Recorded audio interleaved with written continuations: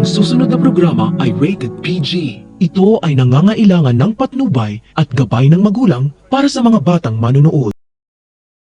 Tagumpay ang plano ni Madame Dubois dahil nagulat ang magkapatid na tanyag nang ipakilala niya ang sarili niya na siya ay walang iba kundi ang tunay na ina ni Moira Rotacchio.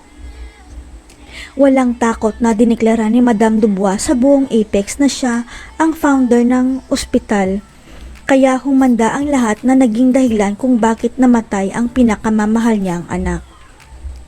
Isinusumpa ni Madame Dubois na babawiin niya ang Apex sa mga tanyag, pero hindi natatakot si Giselle sa banta ni Madame Dubois dahil sila pa rin ang may-ari ng Apex.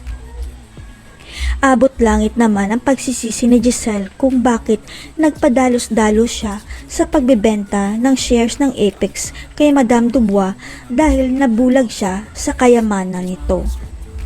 Wala namang gana si Zoe na magpakita at magpakilala sa lola niyang si Madame Dubois dahil ang ipinagtataka niya kung bakit ngayon lang siya nagpakita na wala na ang mami niya.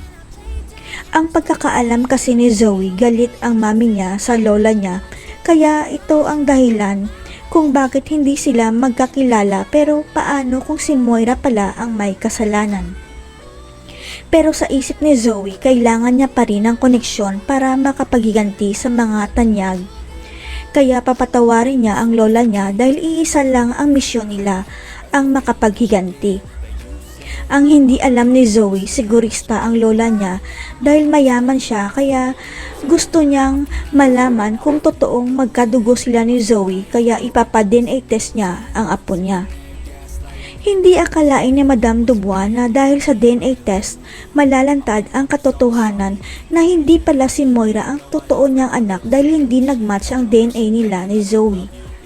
Sa pag-iimbestiga ni Madame Dubois, dito niya matutuklasan na pinalitan pala ang baby niya sa nursery room noon nang manganak siya sa Apex dahil sa pagkakamali ng isang nurse.